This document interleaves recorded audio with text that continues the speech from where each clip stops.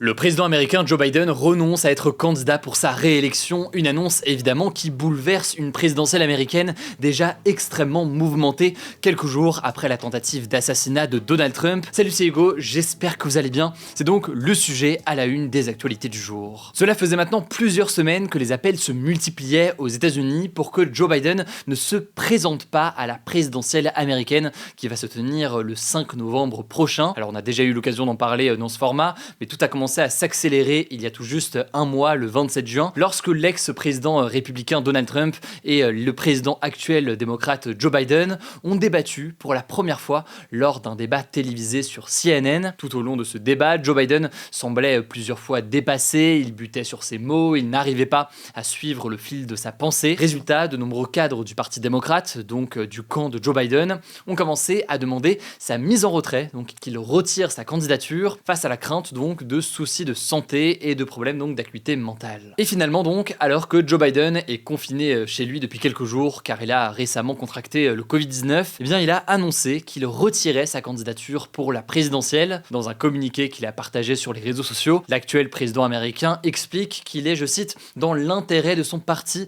et du pays qu'il se retire. Il a également indiqué qu'il s'exprimerait plus tard dans la semaine, a priori donc pour préciser ses raisons. Alors forcément, cette annonce, elle a fait vivement réagir. Côté démocrate par exemple, plusieurs grandes figures du parti ont salué une forme de sacrifice et de dévouement du président qui décide de ne pas se représenter. Pour l'ancien président Barack Obama par exemple, il s'agit, je cite, du témoignage de l'amour de Joe Biden pour son pays. Du côté du parti républicain maintenant, Donald Trump a quant à lui estimé, je cite, que Joe l'escroc n'était pas apte à être candidat et qu'il n'était, je le cite toujours, certainement pas apte à exercer ses fonctions. Mike Johnson, le chef républicain de la Chambre des représentants, donc l'équivalent de l'Assemblée nationale en France, déclare de son côté, je cite, « Si Joe Biden n'est pas apte à se présenter à l'élection présidentielle, il n'est pas apte à exercer la fonction de président.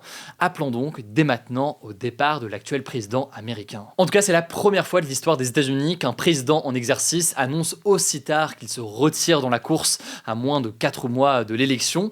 Mais alors, qui va remplacer Joe Biden pour cette course à la Maison-Blanche ?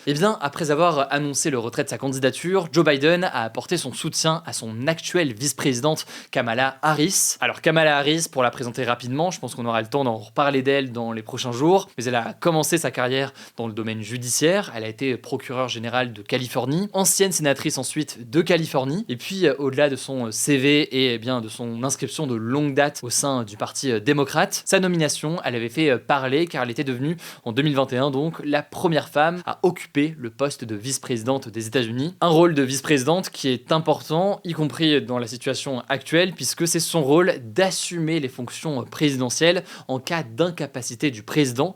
Donc typiquement, c'est pour des raisons de santé, dans les prochaines semaines, Joe Biden décide de se retirer complètement de sa gestion et de sa présidence des États-Unis. Ce serait au tour de Kamala Harris d'assumer ces dernières semaines. Alors ce qu'on peut noter, c'est que rapidement, plusieurs autres figures du camp démocrate ont apporté leur soutien à Kamala Harris. C'est le cas par exemple de l'ancien président Bill Clinton, c'est le cas aussi de son épouse et ancienne candidate démocrate à la présidence en 2016, Hillary Clinton. De son côté, Kamala Harris a pris acte de ce soutien de Joe Biden dans un communiqué. Elle a écrit être, je cite, honorée d'avoir le soutien du président et a exprimé son intention de mériter et de gagner cette nomination. Et c'est là l'élément important. Certes, Kamala Harris semble être aujourd'hui la favorite puisqu'elle est soutenue par Joe Biden, mais ça ne veut pas dire qu'elle va être automatiquement la candidate du Parti démocrate. En fait, Joe Biden, il était sûr en ce moment d'être le candidat des démocrates puisqu'il avait obtenu une large majorité des voix à l'issue des primaires. Mais pour ce qui est de Kamala Harris, forcément ici, le retrait de Joe Biden, il change beaucoup à la situation. Comment ça se passe ?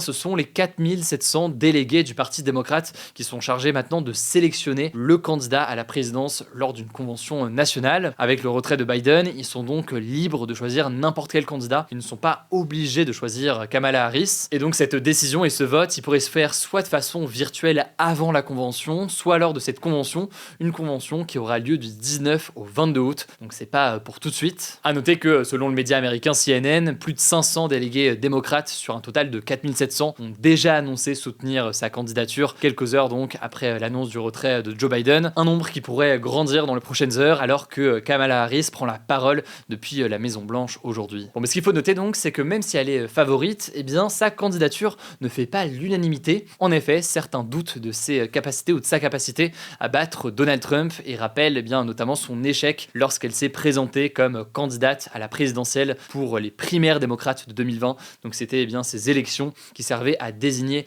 le candidat qui allait affronter Donald Trump. C'est donc Joe Biden qui l'avait emporté à l'époque. Ce qu'on peut noter par exemple, c'est que Kamala Harris ne fait pas beaucoup mieux dans les sondages face à Donald Trump. Globalement, en général, elle est derrière Donald Trump et donc actuellement, elle n'est pas favorite. Après, comme toujours, je pense que vous le savez, c'est pour ça qu'on évoque très rarement les sondages sur cette chaîne. En l'occurrence, il faut noter que un sondage, c'est une cartographie de l'opinion à un instant T. C'est pas une prédiction, c'est pas un pronostic. Par ailleurs, l'élection, là, elle est dans 4 mois, donc il y a encore beaucoup de temps. Kamala Harris n'est même pas encore la candidate officielle. Et puis, le mode de scrutin aussi aux États-Unis est tel qu'il faut être assez méfiant sur les sondages, mais là-dessus, on aura l'occasion d'en reparler. Alors, quels pourraient être les autres candidats? C'est là, en l'occurrence, où effectivement, on a tendance à penser que Kamala Harris est quand même favorite. En effet, il y avait certaines personnes, par exemple Gavin Newsom, gouverneur de la Californie, qui potentiellement pouvait être un rival à Kamala Harris, sauf que il fait partie de ces personnalités qui ont soutenu Kamala Harris hier soir. Alors pourquoi? Peut-être dans l'objectif de devenir justement colistier et potentiel vice-président de Kamala Harris en cas d'élection. En tout cas, ce qui est sûr, c'est que Kamala Harris, elle a un avantage, notamment d'un point de vue des finances, puisque de fait, aujourd'hui, elle récupère d'une certaine façon la cagnotte qui a été collectée ces dernières semaines et ces derniers mois par Joe Biden pendant sa campagne. Alors maintenant, dans le cas où c'est finalement un autre candidat qui est désigné, il y a une question sur ces millions de dollars, près de 91 millions de dollars qui ont été récoltés pour faire campagne. C'est quelque chose qui reste à affiner dans les prochains jours, on aura le temps d'en reparler. En tout cas, on devrait savoir a priori d'ici mercredi le calendrier exact pour la désignation du candidat ou de la candidate, vous l'avez compris, pour cette présidentielle côté démocrate. On suivra tout ça donc, je vous laisse avec Léa pour les actualités en bref et je reviens juste après. Merci Hugo et salut à tous. On commence avec cette actu. Emmanuel Macron a appelé à une trêve politique pendant les Jeux Olympiques de Paris qui débutent ce vendredi. Cette annonce a été faite alors qu'il n'y a toujours pas de nouveau gouvernement en France pour remplacer l'actuel gouvernement démissionnaire. A priori, le gouvernement actuel va donc rester en place pour gérer les affaires courantes pendant les JO. A noter d'ailleurs que Laurence Toubiana a annoncé ce lundi renoncer à se porter candidate au poste de Premier ministre au nom du Nouveau Front Populaire. Sa candidature, qui avait été proposée par les socialistes, les écologistes et les communistes, avait été rejetée par les Insoumis. En tout cas, le Nouveau Front Populaire doit toujours présenter un nom pour le poste de Premier ministre à Emmanuel Macron, on suivra ça. Deuxième actu, au Bangladesh, la justice a décidé ce dimanche de revoir à la baisse son système de quotas pour les candidats au poste de la fonction publique qui fait polémique. En fait, depuis le début du mois, des étudiants manifestent contre ce système de quotas qui profite selon eux à l'élite du pays proche du pouvoir en place. Ces manifestations ont été réprimées violemment par la police, faisant 151 morts en une semaine. La police a notamment tiré à balles réelles sur des manifestants dans la capitale Dhaka, selon l'AFP. Le gouvernement a également déployé l'armée dans les rues de plusieurs villes du pays. Alors ce dimanche, la Cour suprême du Bangladesh, la plus haute juridiction du pays, a donc revu ce système à la baisse sans l'abolir pour autant. Concrètement, elle a annoncé que 93% des emplois de la fonction publique devaient désormais être ouverts aux candidats en vertu du mérite, sans quota. Troisième actu, la tension continue à monter entre Israël et le Yémen. On en a déjà parlé, dans la nuit de jeudi à vendredi, une explosion a retenti dans le centre de Tel Aviv en Israël, faisant un mort. L'attaque a rapidement été revendiquée par les Houthis, un groupe rebelle du Yémen soutenu par l'Iran et qui est un allié du Hamas. Le porte-parole des Houthis avait d'ailleurs menacé de faire de Tel Aviv une cible principale. Alors en représailles, des avions de combat israéliens ont mené samedi des frappes sur le port de Hodeïda, dans l'ouest du Yémen. Cette attaque de drones israéliens, qui a provoqué d'immenses incendies, a fait au moins 6 morts et près de 90 blessés. Selon l'armée israélienne, cette zone portuaire sert de route d'approvisionnement pour l'acheminement d'armes iraniennes d'Iran vers le Yémen. Suite à cette attaque, les rebelles yéménites ont menacé ce dimanche Israël, je cite, d'une réponse énorme. On verra comment ça évolue. Quatrième actu, Paul Watson, le fondateur de l'ONG de défense des océans Sea Shepherd, a été arrêté par les autorités danoises au Groenland ce dimanche. Il était visé depuis 2012 par un mandat d'arrêt international lancé par le Japon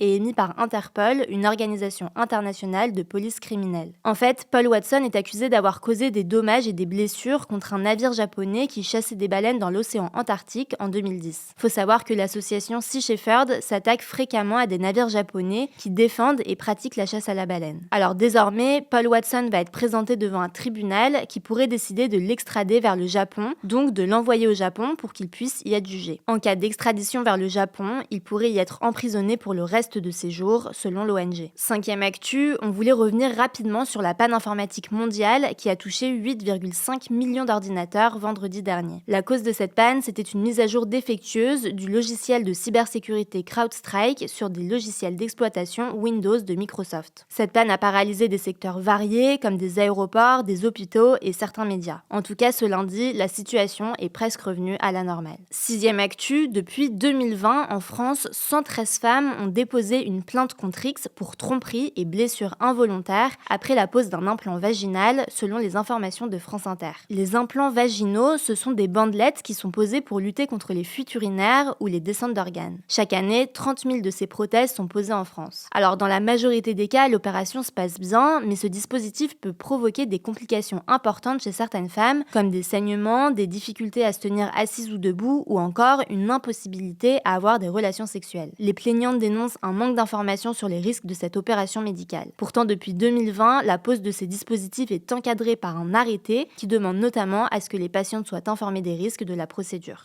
Merci beaucoup Léa pour ces actualités en bref. Alors pour suivre les JO qui approchent cette semaine, rendez-vous directement sur notre compte dédié au sport. Le nom du compte sur Instagram, c'est Hugo Décrypte. N'hésitez pas à vous abonner, c'est pas encore le cas. Prenez soin de vous, prenez soin de vos proches et puis on se dit à demain pour une nouvelle vidéo.